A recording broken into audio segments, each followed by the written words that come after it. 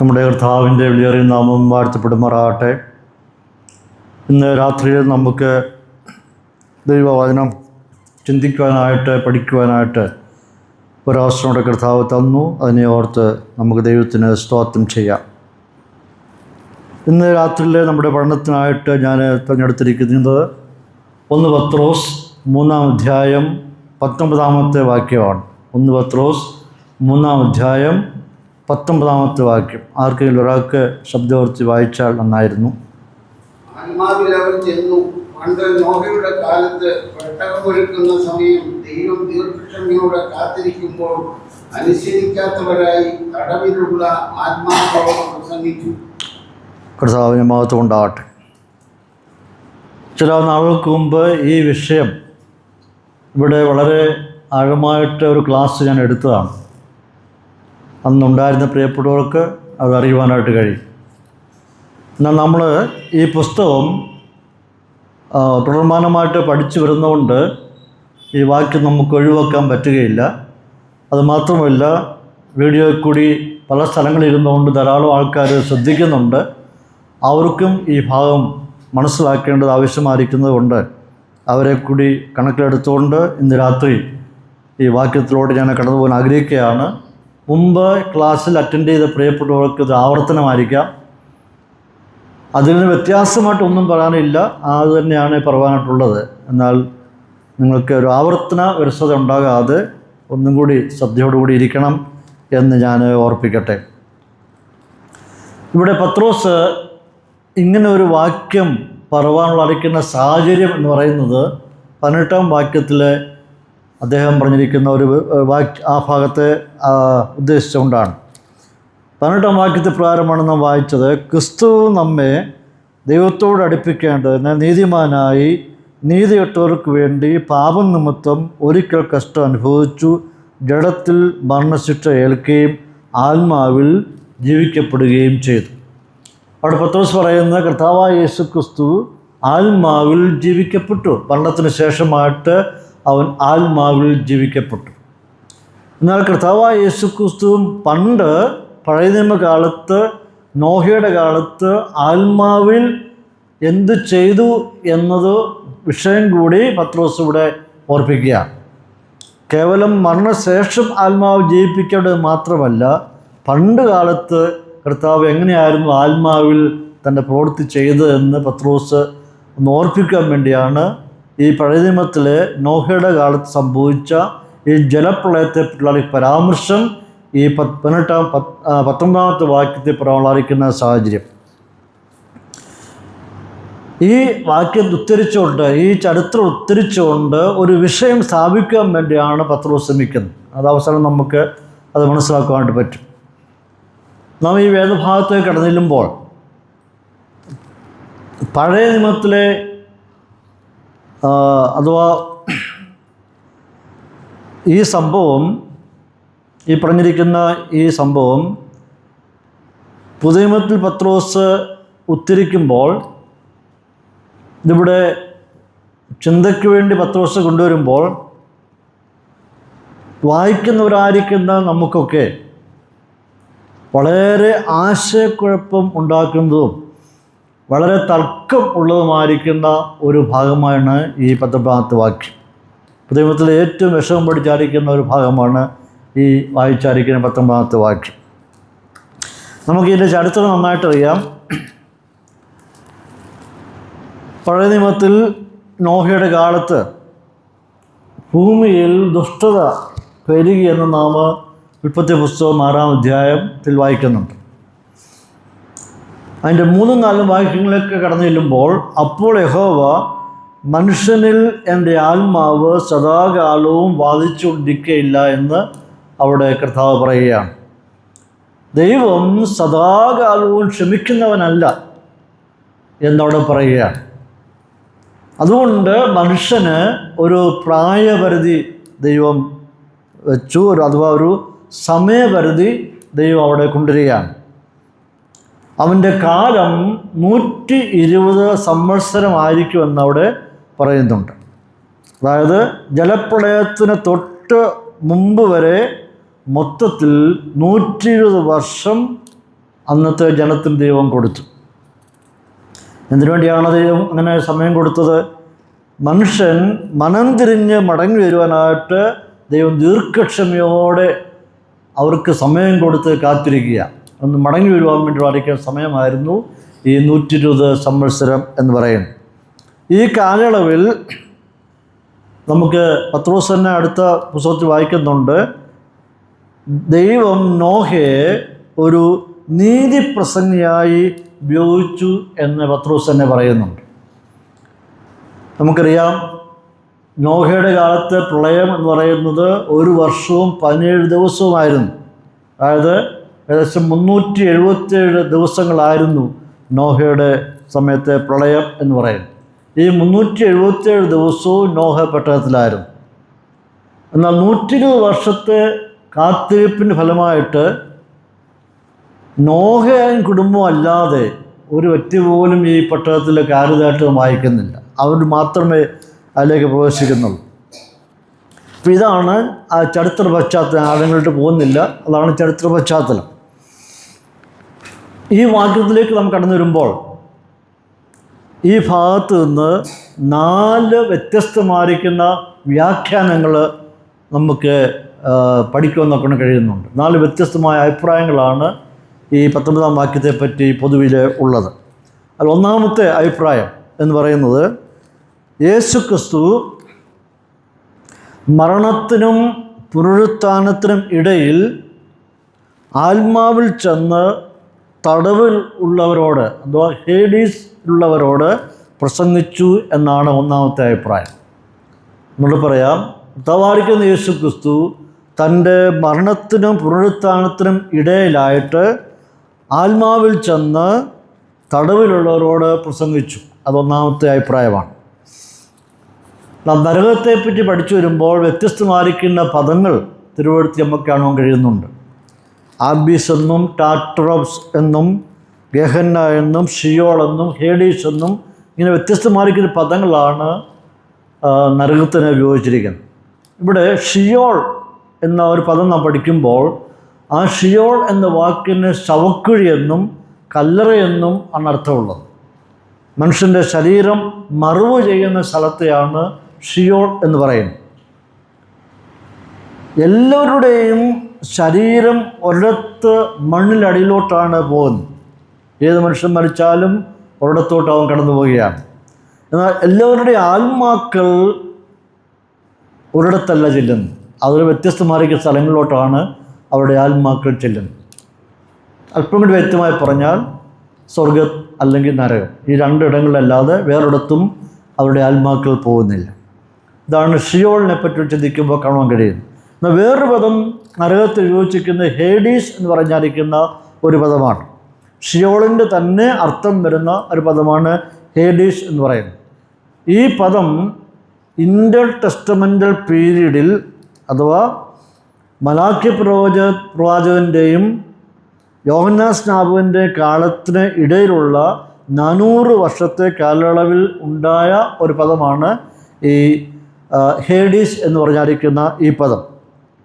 ഈ ചിന്താഗതി പേർഷ്യൻ മതമായ സൊറാസ്ട്രിയനിസം അതിൻ്റെ സ്വാധീനഫലമായിട്ടുണ്ടായ ഒരു വാക്കാണ് ഹേഡീസ് എന്ന് പറയുന്നത്. സൊറാസ്ട്രിയനിസം എന്ന് പറയുന്നത് ഒരു ഇറാനിയൻ പ്രോഫറ്റായിരിക്കുന്ന മനുഷ്യൻ ആണ് സൊറാസ്ട്രിയ മതത്തിൻ്റെ സ്ഥാപകൻ. അദ്ദേഹത്തിൽ നിന്നാണ് ഈ മതം ഉണ്ടാകുന്നത്.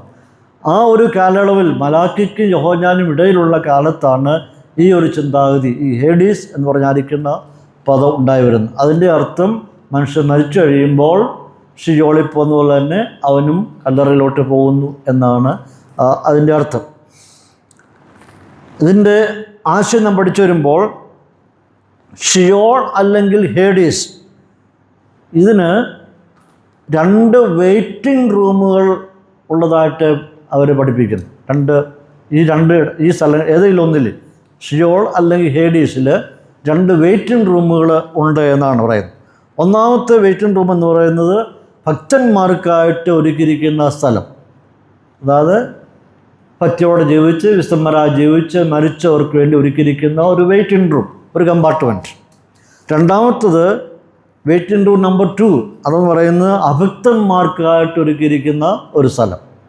ദൈവത്തിൽ വിശ്വാസം അർപ്പിക്കാതെ അഭക്തന്മാരായി ജീവിച്ച് മരിച്ചവർ ആയിരിക്കുന്ന ഒരു വെയിറ്റിംഗ് റൂം. അതായത് ഹേഡീസിൻ്റെ അല്ലെങ്കിൽ ഷിയോളിൻ്റെ 2 കമ്പാർട്ട്മെൻറ്റ്, 2 വെയിറ്റിംഗ് റൂമുകൾ. ഒന്നിൽ ഭക്തന്മാർ കിടക്കുന്നു, വേറൊരിടത്ത് അഭക്തന്മാർ കിടക്കുന്നു.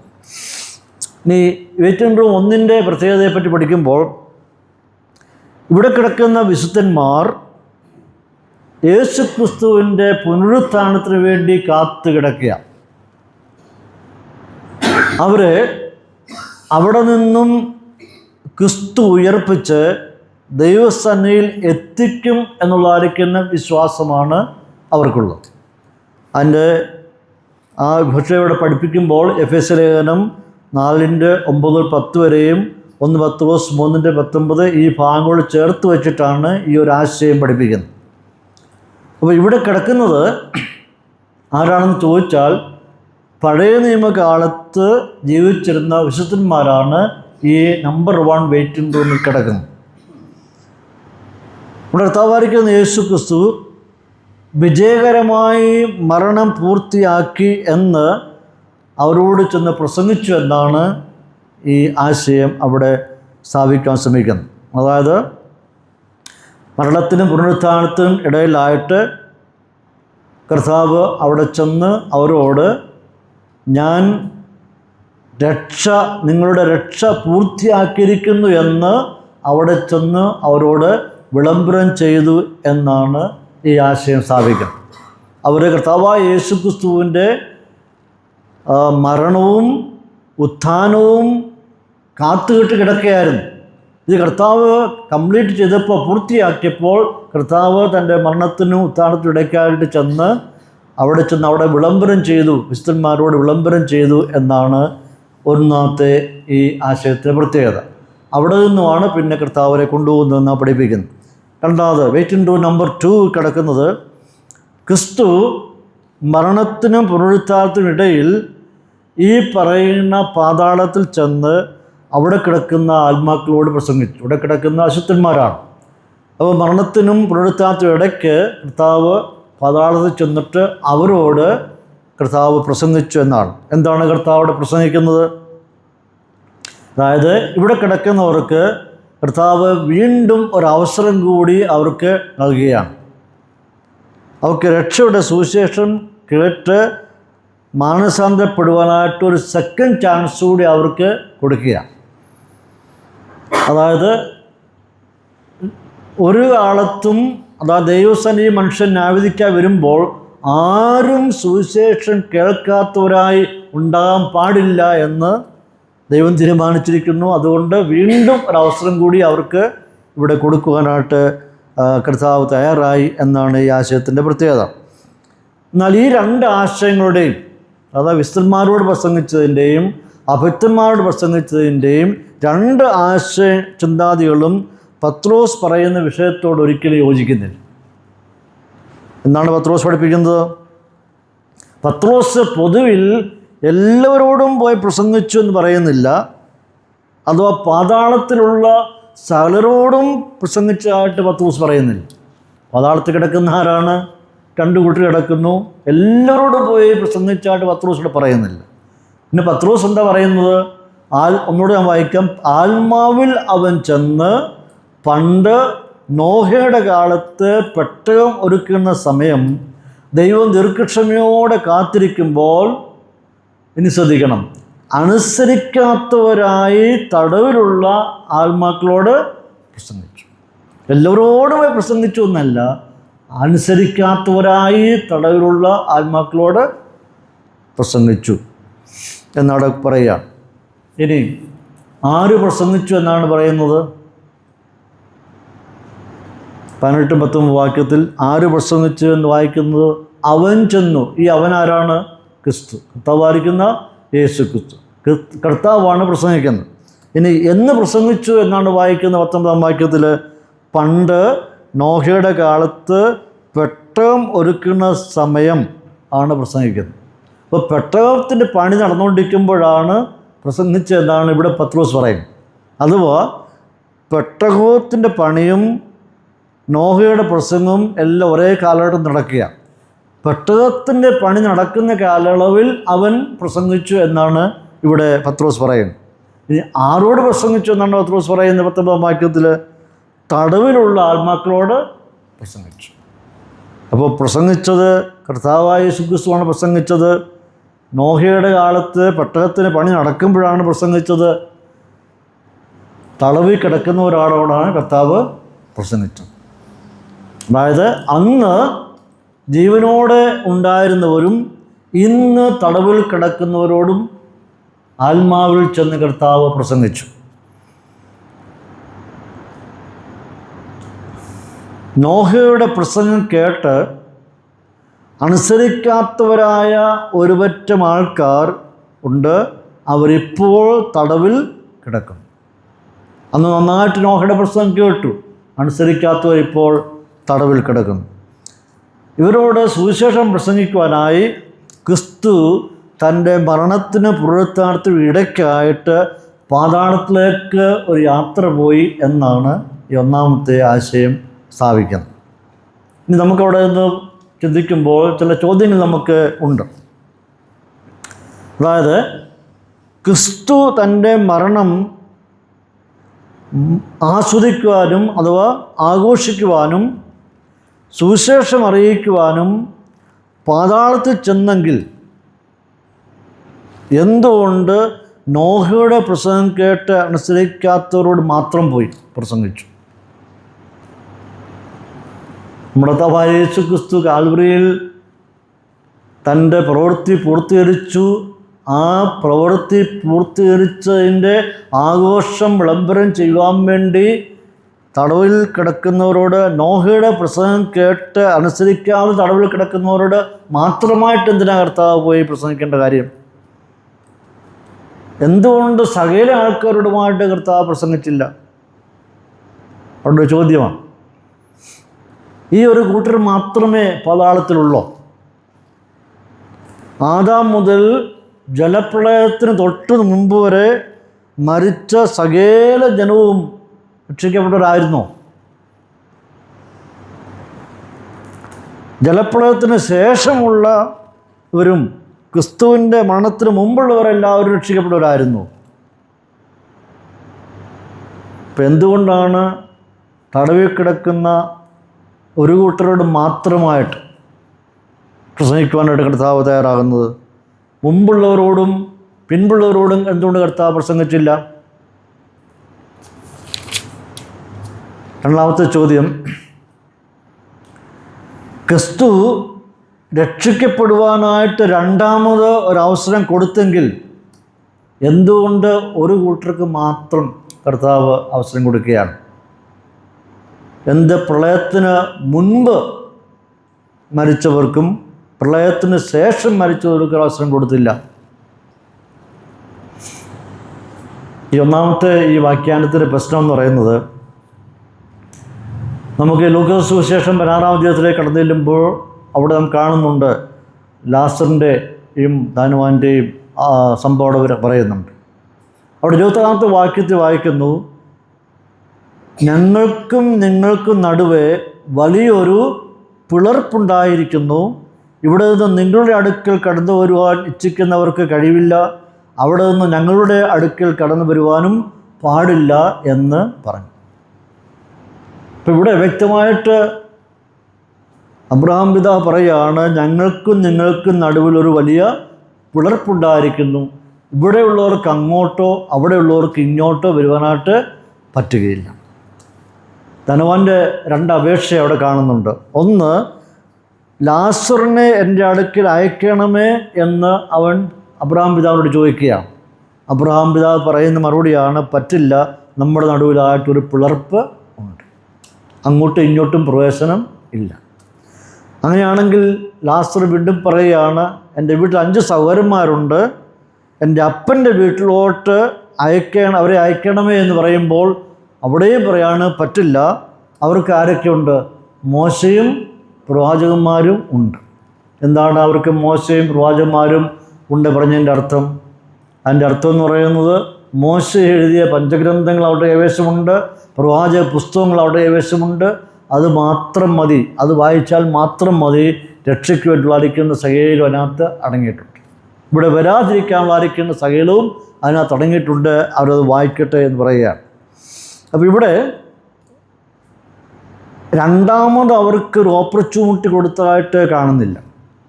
കർത്താവ് ഈ സംഭവം പറയുന്ന പഴയ കാലത്ത് പറയുന്നു, അവർക്ക് രണ്ടാമത് മരിച്ച് മൺമറഞ്ഞവർക്ക് രണ്ടാമതൊരു ഓപ്പർച്യൂണിറ്റി, ഒരു സെക്കൻഡ് ചാൻസ് ഇവിടെ കാണുന്നില്ല എന്ന് കാണുവാൻ കഴിയാണ്. വിശ്വാസി മരിക്കുമ്പോൾ അവരുടെ ശരീരം ശവക്കുഴിയിലും ആത്മാവ് ദൈവത്തിൻ്റെ അടുക്കലോട്ടുമാണ് പോകുന്നത്. ഇവിടെ അബ്രഹാമിൻ്റെ മടി എന്ന് പറയുമ്പോൾ അതിനെ പാരഡൈസ് എന്നാണ് അറിയപ്പെടുന്നത്, പർദീസ എന്നാണ്. കുരിശിലെ കള്ളൻ മരിക്കുമ്പോൾ, അവനും കർത്താവിന് മരിക്കുമ്പോൾ അവൻ്റെ അപേക്ഷ എന്തായിരുന്നു? കർത്താവെ, നീ രാജ്യത്വം പ്രാപിച്ചു വരുമ്പോൾ എന്നെയും കൂടെ ഓർക്കണം. ഉടനെ കർത്താവ് അവനോട് പറഞ്ഞത്, നീ ഇന്ന് എന്നോടുകൂടി പർദീസായിൽ ഇരിക്കും. അബ്രഹാമിൻ്റെ മടിക്ക് പറയുന്ന വേറൊരു പേരാണ് പർദീസ. ഇന്ന് നീ എന്നോടുകൂടി പർദീസായിൽ ഇരിക്കും. അപ്പോൾ ഈ കുരിശിലെ കള്ളൻ എങ്ങോട്ടാണ് കടന്നു പോകുന്നത്? പർദീസയിലോട്ട്. ഇന്ന് നീ എന്നോടുകൂടി പർദീസായിൽ ഇരിക്കും എന്ന് പറയുമ്പോൾ അവനെയും കൊണ്ട് കർത്താവ് ദൈവത്തിൻ്റെ സന്നിധിയിലോട്ട് പോയി എന്നാണ് അവിടെ കാണുവാൻ കഴിയുന്നത്. ഇനി 2 കൊരിന്ത്യർ 5:8 വായിക്കുന്നുണ്ട്, ഇങ്ങനെ ഞങ്ങൾ ധൈര്യപ്പെട്ട് ശരീരം വിട്ട് കർത്താവിനോട് കൂടെ വസിപ്പാൻ അധികം ഇഷ്ടപ്പെടും. അപ്പോൾ ശരീരത്തിൽ നിന്ന് ആത്മാവ് വേർപെട്ട് കഴിയുമ്പോൾ പൗലോസ് പറയുന്നത് കർത്താവിനോട് കൂടെ വസിപ്പാൻ അധികം ഇഷ്ടപ്പെടും. വേറൊരിടത്തും പോകുന്നില്ല. ശരീരത്തിൽ നിന്നും ആത്മാവ് വേർപെട്ട് കഴിയുമ്പോൾ പിന്നെ എവിടെയാ?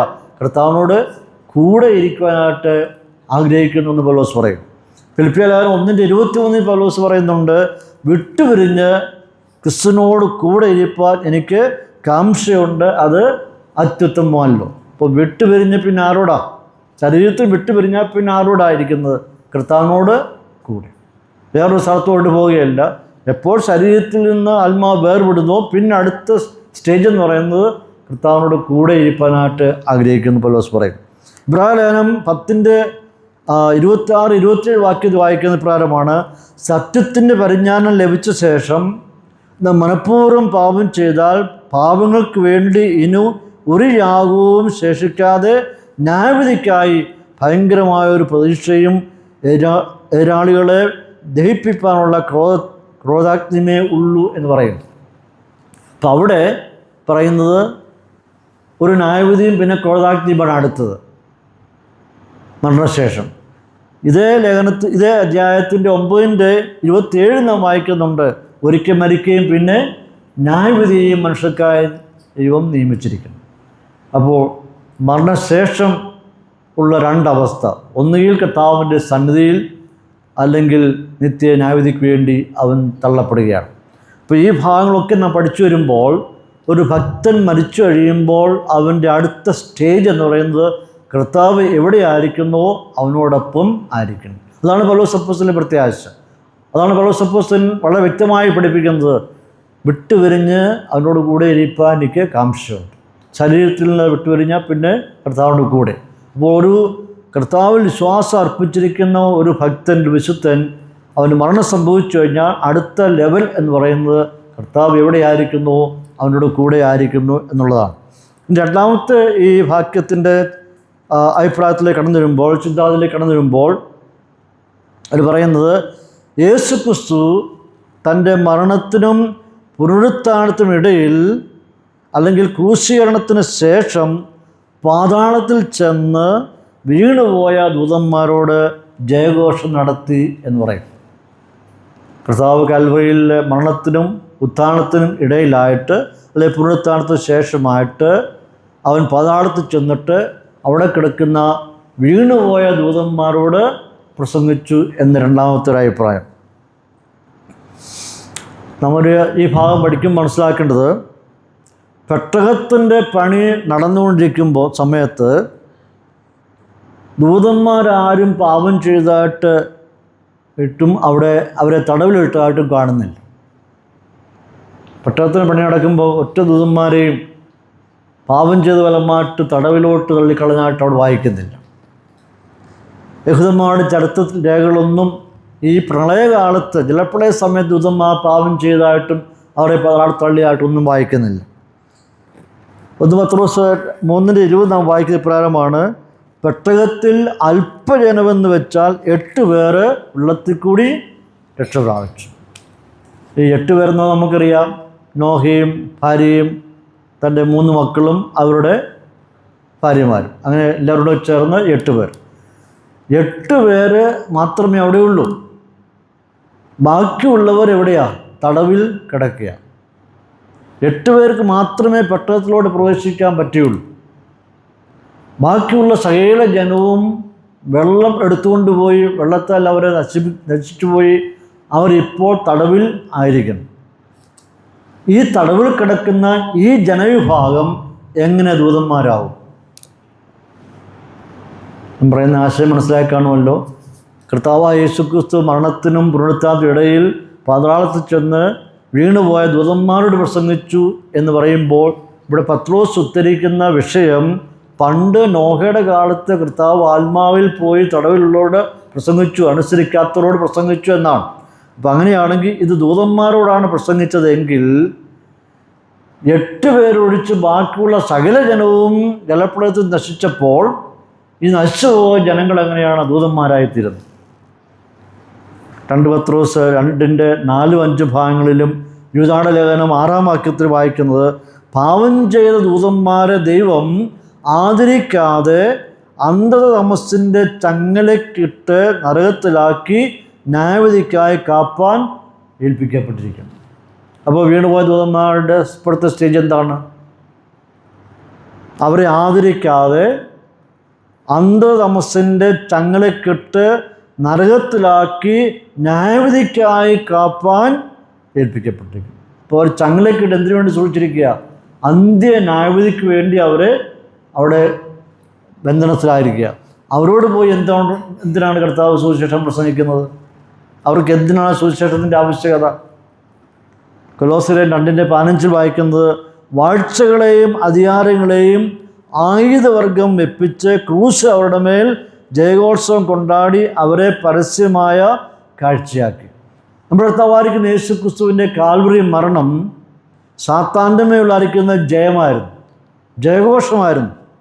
അത് പരാജയമല്ല, ഒരു വിജയാളിയുടെ ഒരു ജയഘോഷമായിരുന്നു കർത്താവായ യേശുക്രിസ്തുവിൻ്റെ മരണമെന്ന് പറഞ്ഞത്. അവിടെ വായിക്കുന്നത്, വാഴ്ചകളെയും അധികാരങ്ങളെയും ആയുധവർഗം വെപ്പിച്ച് ക്രൂശിൽ അവരുടെ മേൽ ജയോത്സവം കൊണ്ടാടി അവരെ പരസ്യമായ കാഴ്ചയാക്കി. അപ്പോൾ ഒരു കൂട്ടം ആൾക്കാരെ, അത് ഒരു കൂട്ടം ദൂതന്മാരെ ചങ്ങലക്കിട്ട് സൂക്ഷിച്ചിരിക്കുന്നു. രണ്ടാമത്തെ കൂട്ടരുടെ മേൽ ക്രൂശിൽ ജയഘോഷം കൊണ്ടാടി. വീണുപോയ ദൂതന്മാരിൽ ഒരു പറ്റം ചങ്ങലയ്ക്കായി നിത്യ ന്യായവിധിക്കായി സൂക്ഷിക്കപ്പെട്ടിരിക്കുമ്പോൾ ഒരു കൂട്ടം സാത്താന്യ സംഘങ്ങളുടെ മേൽ കർത്താവായ യേശുക്രിസ്തു ജയോത്സവം കൊണ്ടാടി. അപ്പം അങ്ങനെ കർത്താവ് കാൽവറിയിൽ മരിക്കുമ്പോൾ ഒരു ജയഘോഷമാണ് നടക്കുന്നത്, വലിയൊരു ആഘോഷമാണ് സംഭവിക്കുന്നത്. ഈ കർത്താവായ യേശുക്രിസ്തു തൻ്റെ മരണത്തിങ്കൽ മരിക്കുമ്പോൾ സാത്താൻ്റെ മേൽ ജയഘോഷം കൊണ്ടാടുക എങ്കിൽ അത് ദൈവത്തിൻ്റെ സമ്പൂർണ്ണമായിരിക്കുന്ന പദ്ധതിയായിരുന്നു, ദൈവം ഒരുക്കിയിരിക്കുന്ന പദ്ധതിയായിരുന്നു. എന്നാൽ സാത്താൻ്റെ ലക്ഷ്യം എന്ന് പറയുന്നത് ഈ ക്രൂശ് മരണം ഒഴിവാക്കുക എന്നുള്ളതായിരുന്നു. ഈ ക്രൂശ് മരണം ഒഴിവാക്കാൻ വേണ്ടി സാത്താൻ ഒത്തിരി ശ്രമങ്ങൾ നടത്തി. അതുകൊണ്ടാണ് കർത്താവായ യേശുക്രിസ്തു ശിശുവായിരിക്കുമ്പോൾ അവനെ കൊല്ലുവാനായിട്ട് പദ്ധതി ഒരുക്കിയത്. കാൽവറി മരണം എങ്ങനെ ഒഴിവാക്കുക എന്നുള്ളതായിരുന്നു സാത്താൻ്റെ പദ്ധതി. കാരണം മനുഷ്യവർഗത്തിൻ്റെ വീണ്ടെടുപ്പ് തൻ്റെ പുത്രൻ്റെ മരണത്തിൽ കൂടെ മാത്രമാണ്. ആ ക്രൂശീകരണം, ആ വീണ്ടെടുപ്പ് ഒഴിവാക്കാൻ വേണ്ടി സാത്താൻ ശ്രമിച്ചു. എന്നാൽ കാൽവറിയിലെ മരണം എന്ന് പറയുന്നത് പിതാവാം ദൈവത്തിൻ്റെ പദ്ധതിയായിരുന്നു. ആ പദ്ധതി അനുസരിച്ച് സാത്താൻ്റെ മേൽ ജയഘോഷം കൊണ്ടാടി എന്ന് വായിക്കുകയാണ്. അപ്പോൾ ക്രൂസിൽ സാത്താൻ്റെ മേൽ ജയോത്സവം കൊണ്ടാടിയെങ്കിൽ പിന്നെ എന്തിനാണ് കർത്താവായ യേശുക്രിസ്തു പാതാളത്തിൽ പോയി അവരോട് പ്രസംഗിക്കേണ്ട ആവശ്യം? ഓൾറെഡി കർത്താവ് ജയിച്ചു കഴിഞ്ഞു, പിന്നെന്തിനാണ് അതിൻ്റെ ആവശ്യം? നമ്മുടെ രാജ്യത്ത് പല സന്ദർഭങ്ങളായിട്ട് നിയമസഭാ ഇലക്ഷനും പാർലമെൻറ്റ് ഇലക്ഷനും ഒക്കെ നടക്കാറുണ്ട്. ഈ 2-3 ആൾക്കാരാണ് മത്സരിക്കുന്നത്. മത്സരം കഴിഞ്ഞ് ജയം അത് പ്രഖ്യാപിച്ചു കഴിയുമ്പോൾ ഒരാൾ ജയിക്കും, സ്വാഭാവികമായിട്ട് ബാക്കിയുള്ളവർ തോക്കും.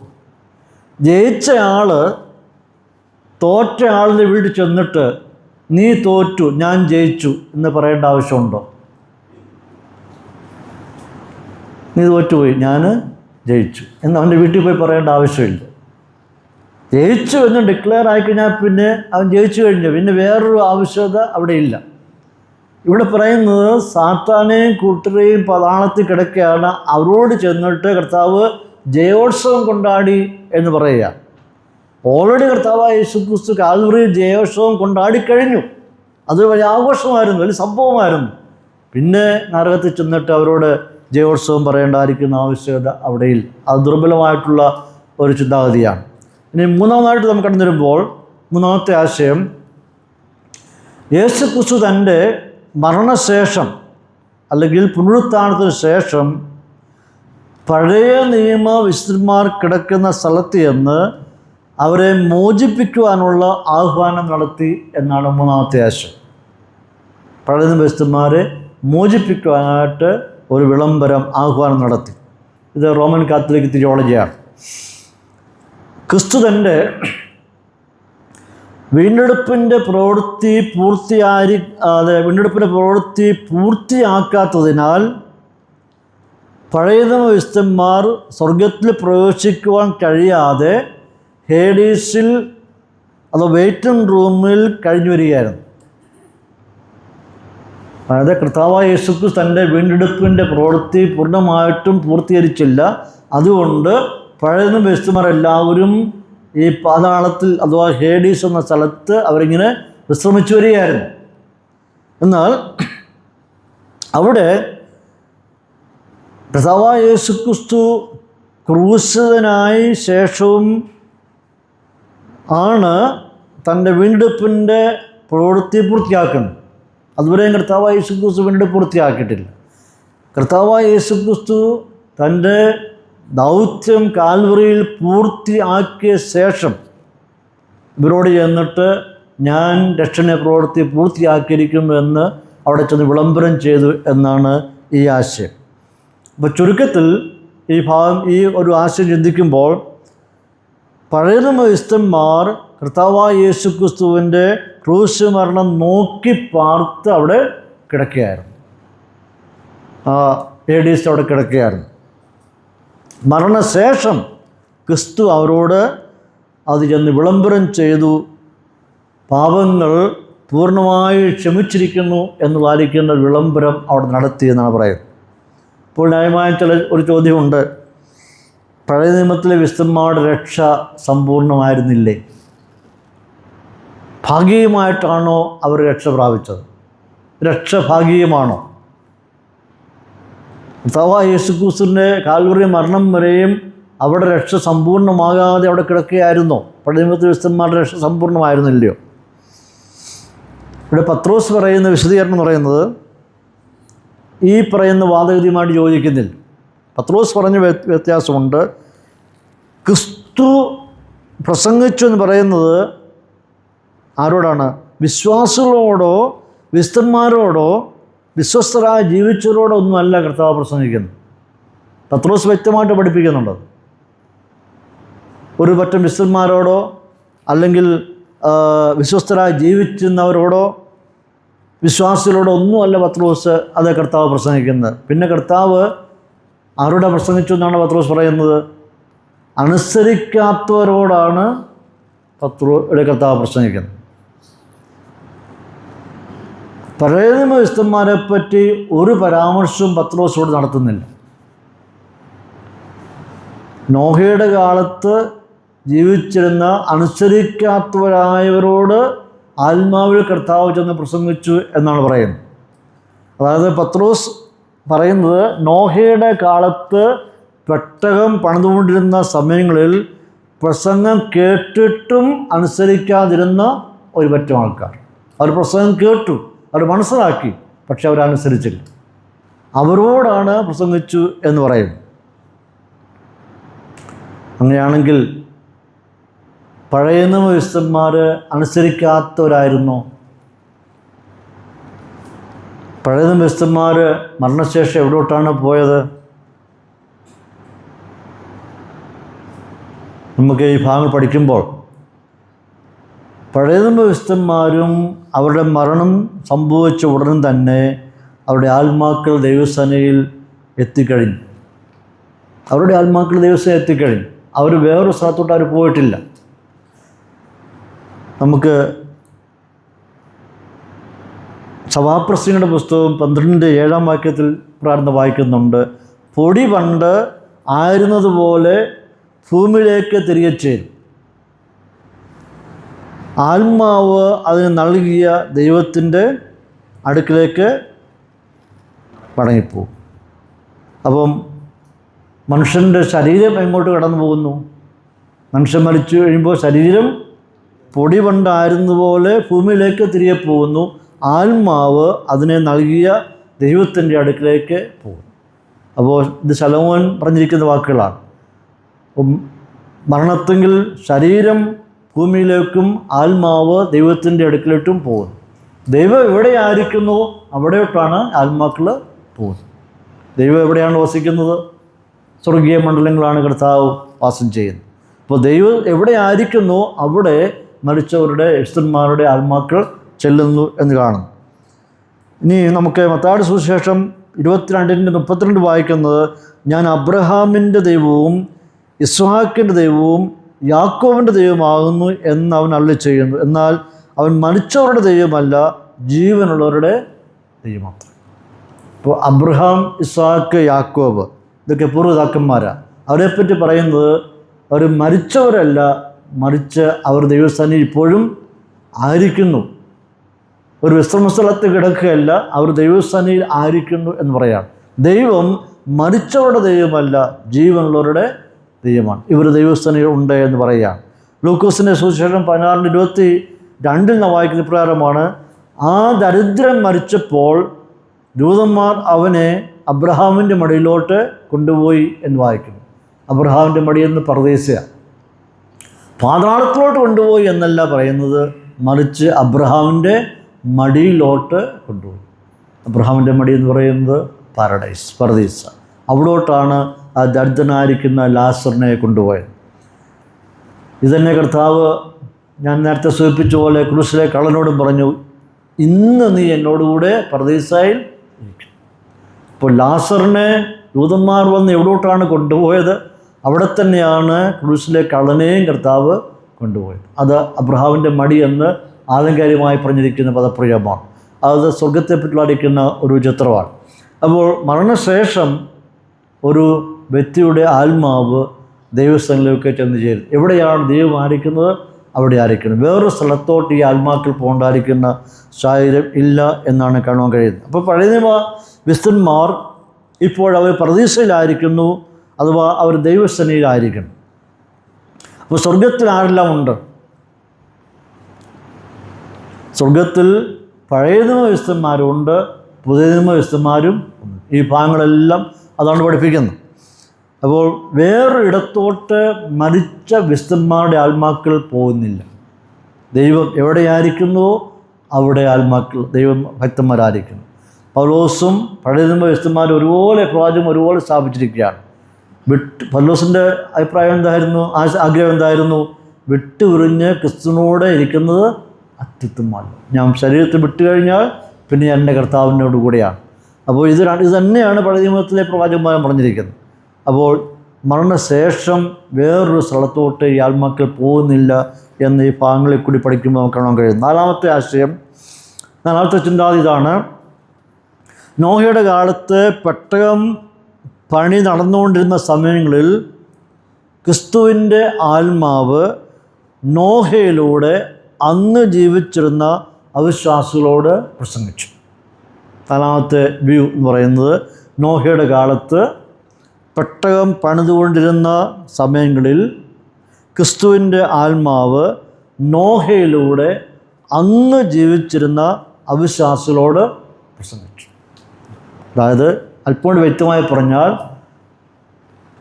നോഹ ജീവിച്ചിരുന്ന കാലഘട്ടത്തിൽ പെട്ടകത്തിന് പണി നടന്നുകൊണ്ടിരിക്കുമ്പോൾ കർത്താവായിരിക്കുന്ന യേശു ക്രിസ്തു നോഹയിലൂടെ അന്ന് ജീവിച്ചിരുന്നവരോട് പ്രസംഗിച്ചു. അന്ന് ജീവിച്ചിരുന്നവർ ഇന്ന് എവിടെ കിടക്കുന്നു? തടവിൽ ആയിരിക്കുന്നു. അന്ന് ജീവനോടെ ഉണ്ടായിരുന്നു.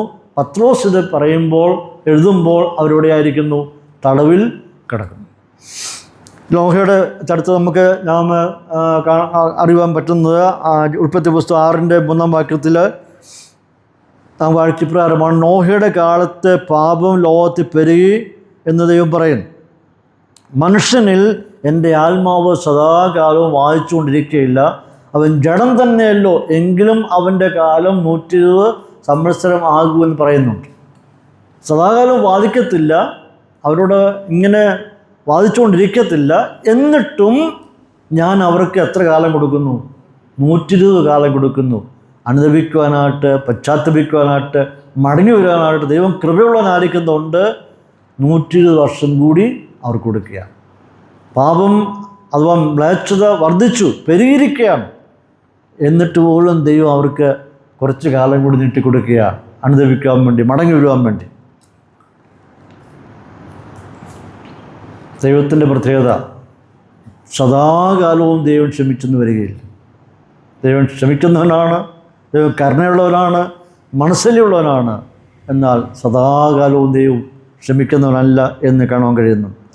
അഥവാ ഇവിടെ പറയുമ്പോൾ, ഇന്നു മുതൽ ജലപ്രളയം ഭൂമിയിൽ തുടങ്ങും വരെയുള്ള കാലഘട്ടമായ 120 വർഷങ്ങൾ ഞാൻ നിങ്ങൾക്ക് തരുന്നു.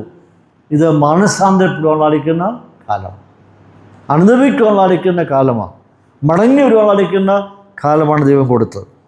അപ്പോൾ ഈ 120 വർഷങ്ങളിൽ നടന്ന പ്രധാന സംഭവങ്ങൾ എന്തൊക്കെയാണ്?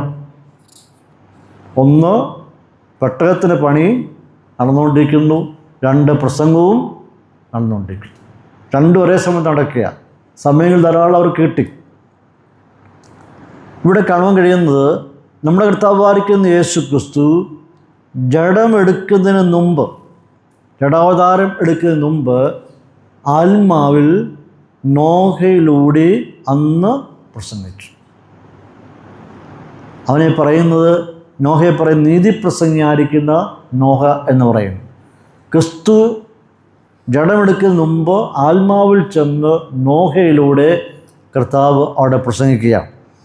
അന്ന് ജീവിച്ചിരുന്നവർ അഭക്തരും പാപത്തിൽ മുഴുകി അതിൽ സന്തോഷിച്ചിരുന്നവരായ തലമുറയോടാണ് ഈ സുവിശേഷം അവിടെ പ്രസംഗിച്ചത്. അവർ പാപത്തിൽ മുഴുകി ജീവിക്കുന്നവരാണ്. അന്ന് നോഹയിലൂടെ പ്രസംഗിച്ചത് സകല ജനവും കേട്ടു, മനസ്സിലാക്കി, പക്ഷെ അനുസരിച്ചില്ല. കേവലം എത്ര പേര് മാത്രമേ അനുസരിച്ചുള്ളൂ? 8 പേര് മാത്രമേ അതനുസരിക്കുവാനായിട്ട് തയ്യാറായുള്ളൂ. അവർ മാത്രമേ പ്രവേശിച്ചുള്ളൂ. ഇൻവിറ്റേഷൻ എല്ലാവർക്കും വേണ്ടിയുള്ളതായിരുന്നു, ക്ഷണം എല്ലാവർക്കും വേണ്ടിയുള്ളതായിരുന്നു. എന്നാൽ വളരെ തുലവും ചുരുക്കം നോഹയും അവൻ്റെ കുടുംബത്തെ മാത്രം ഒതുക്കി അവർ മാത്രമായിട്ടാണ് ഇവിടെ പ്രവേശിപ്പാണ്ടിയായിത്തീർന്നത്. ബാക്കി സകലരും ജലപ്രളയത്തിൽ നശിച്ചു പോകാണ്ടിയായിത്തീർന്നു. അപ്പോൾ അവർ മനസ്സിലാക്കാഞ്ഞിട്ടല്ല, അവർ മനസ്സിലാക്കി, പക്ഷെ അവർ അനുസരിക്കുവാൻ തയ്യാറായില്ല. അനുസരിച്ചത് നോഹയും ഭാര്യയും പുത്രന്മാരും അവരുടെ ഭാര്യമാരും മാത്രമാണ്. ഇവിടെ ദൈവം ന്യായവിധി നടപ്പിലാക്കുന്നതായിട്ട് കാണാൻ കഴിയുന്നുണ്ട്. നോഹയും കുടുംബം ഒഴികെ ബാക്കി എല്ലാവരും ജലപ്രളയത്തിൽ നശിച്ചുപോയി. ആ നശിച്ചുപോയവരെല്ലാവരും ഇപ്പോൾ ഇവിടെ ആയിരിക്കുന്നു? തടവിൽ ആയിരിക്കും. നിത്യ ന്യായവിധിക്ക് വേണ്ടി തടവിൽ, അഥവാ ഹേഡീസിലോ ഷിയോളിലോ എന്ത് പറഞ്ഞാലും അവിടെ അവർ നിത്യ ന്യായവിധിക്ക് വേണ്ടി തള്ളപ്പെട്ടിരിക്കുകയാണ്. പത്രോസ് എഴുതുമ്പോൾ അവരെവിടെ കിടക്കുന്നു?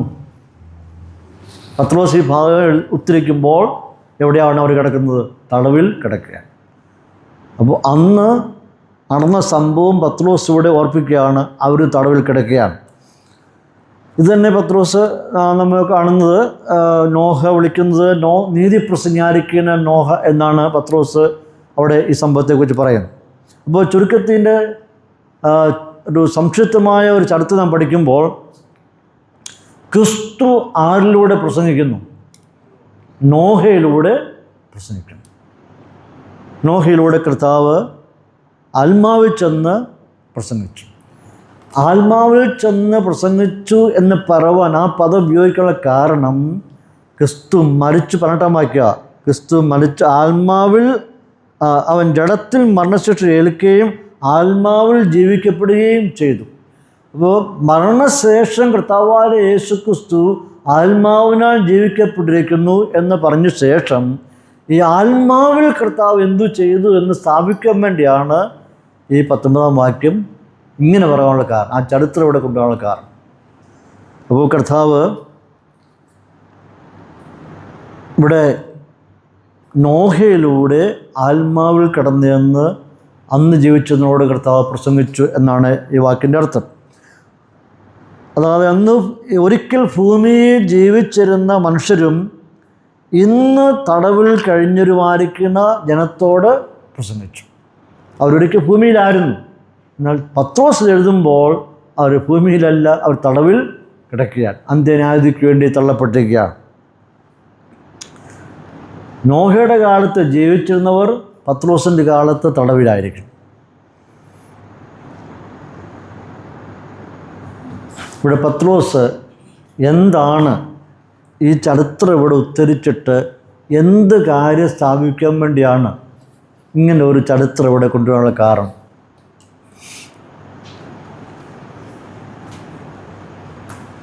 ഒറ്റ ഒരു ആശയം, ഒരു കാര്യമേ ഉള്ളൂ. ഇവിടുത്തെ സാഹചര്യം എന്താണ്? ഈ പത്രോസ് ഈ ലേഖനം എഴുതുന്ന ആർക്കാണ്?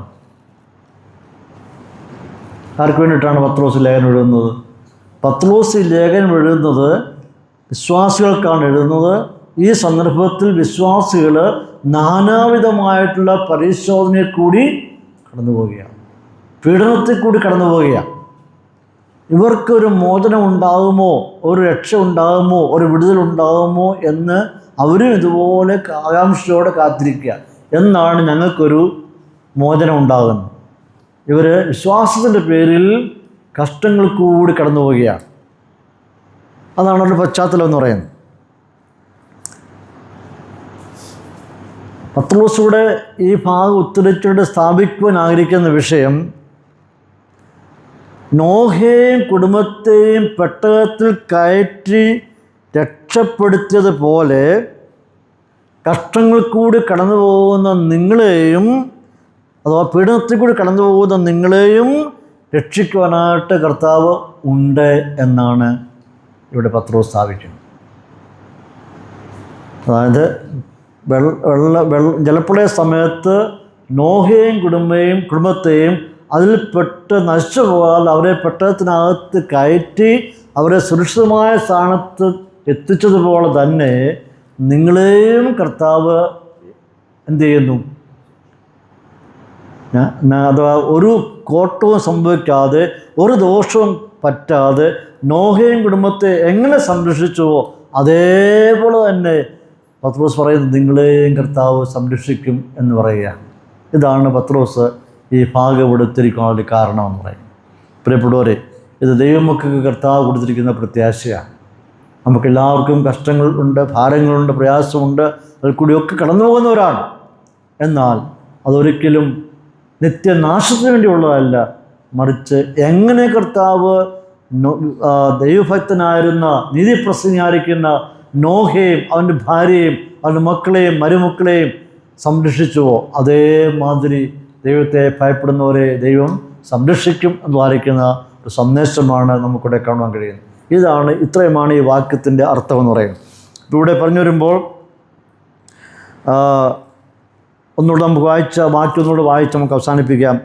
ആത്മാവിൽ അവൻ ചെന്ന് പണ്ട് നോഹയുടെ കാലത്ത് പെട്ടകം ഒരുക്കുന്ന സമയം ദൈവം ദീർഘക്ഷമയോടെ കാത്തിരിക്കുമ്പോൾ അനുസരിക്കാത്തവരായി തടവിലുള്ള ആത്മാക്കളോട് പ്രസംഗിച്ചു. അപ്പോൾ അതിൻ്റെ രത്നച്ചുരുക്കം സമ്മറി എന്ന് പറയുന്നത് ഇത്രയേ ഉള്ളൂ. നമ്മുടെ കർത്താവായിരിക്കുന്ന യേശു ക്രിസ്തു ആത്മാവിൽ കടന്നു ചെന്നു, ജഡമെടുക്കുന്നതിന് മുമ്പ് ആത്മാവിൽ ചെന്ന് നോഹയിലൂടെ അന്ന് ജീവിച്ചിരുന്ന സകല ജനത്തോടും കർത്താവ് പ്രസംഗിച്ചു. നോഹ പ്രസംഗിച്ചു എന്ന് പറയുമ്പോൾ എന്താ മനസ്സിലാക്കേണ്ടത്? കർത്താവ് പ്രസംഗിച്ചു എന്നാണ് പത്രോസ് പറയുന്നത്. കർത്താവ് പ്രസംഗിച്ചു. ആ പ്രസംഗം കേട്ടവരെല്ലാവരും ഇപ്പോൾ എവിടെയായിരിക്കുന്നു? തടവിൽ ആയിരിക്കുന്നു. പത്രോസ് എഴുതുന്ന സമയത്ത് അവരെല്ലാവരും തടവിലായിരിക്കും. അവർക്കിനി ഇനി ഒരു സെക്കൻഡ് ചാൻസ് ഇല്ല എന്നാണ് നമുക്ക് കാണാൻ കഴിയുന്നത്. ഒരിക്കൽ മരിക്കുകയും പിന്നെ ന്യായവിധിയും ദൈവമനുഷ്യർക്കായി നിയമിച്ചിരിക്കുന്നു. ഇപ്പോൾ കർത്താവ് മരണത്തിനും പുനരുത്ഥാനത്തിനും ഇടയ്ക്കായിട്ട് ഒരിടത്തും പോയി വിളംബരം ചെയ്യേണ്ട ആവശ്യമില്ല. സാത്താനെയും കൂട്ടരെയും അവിടെ പരാജയപ്പെടുത്തി മനുഷ്യർക്ക് സെക്കൻഡ് ചാൻസ് ഇല്ല എന്ന് കാണാൻ കഴിയുകയാണ്. അപ്പോൾ അതല്ല അവിടുത്തെ വിഷയം. കർത്താവ് പോയി പാതാളത്തിൽ പോയി പ്രസംഗിച്ചു എന്നല്ല അവിടുത്തെ വിഷയം. മറിച്ച് കർത്താവ് ആത്മാവിൽ പണ്ട് നോഹയിലൂടെ പ്രസംഗിച്ചു എന്നാണ്. ആ പ്രസംഗം കേട്ടവർ രക്ഷിക്കപ്പെട്ടില്ല, അവരിപ്പോൾ പാതാളത്തിൽ ന്യായവിധിക്കായി തള്ളപ്പെട്ടിരിക്കുന്നു എന്നാണ്. ഇത്രയാണ് അവിടുത്തെ വിഷയം എന്ന് പറയുന്നത്. അല്പം വിഷമമാണ് മനസ്സിലാക്കുവാനായിട്ട്. ഇത്രയേ ഉള്ളൂ അതിൻ്റെ ചുരുക്കം എന്ന് പറയുന്നത്. ആ ഭാഗം അത് നിങ്ങൾക്ക് ഏകദേശമൊക്കെ മനസ്സിലായി കാണും ചിന്തിക്കുകയാണ്. വീണ്ടും നമുക്ക് ആ ഭാഗം പിന്നെയും വായിച്ച് മനസ്സിലാക്കുവാൻ കർത്താവ് സഹായിക്കട്ടെ. നമുക്ക് ഈ ഭാഗം ഇവിടെ അവസാനിപ്പിക്കാം. കർത്താവിൻ നാമം വാഴ്ത്തപ്പെടട്ടെ.